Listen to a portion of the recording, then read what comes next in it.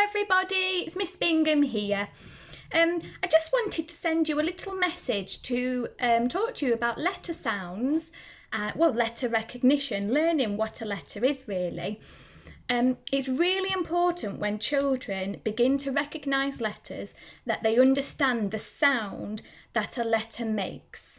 So by that, I'll just show you what I mean.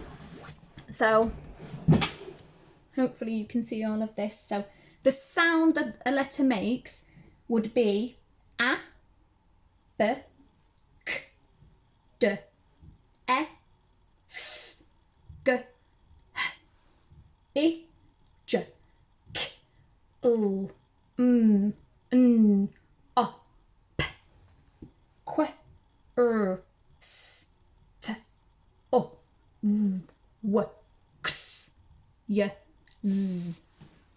So they're the sounds that children need to learn and to associate with each letter. The reason why is because when children learn to read, they have to know the sounds.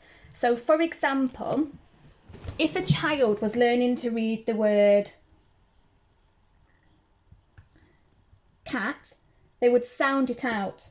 K, at, k, at, k, at, k, at, cat.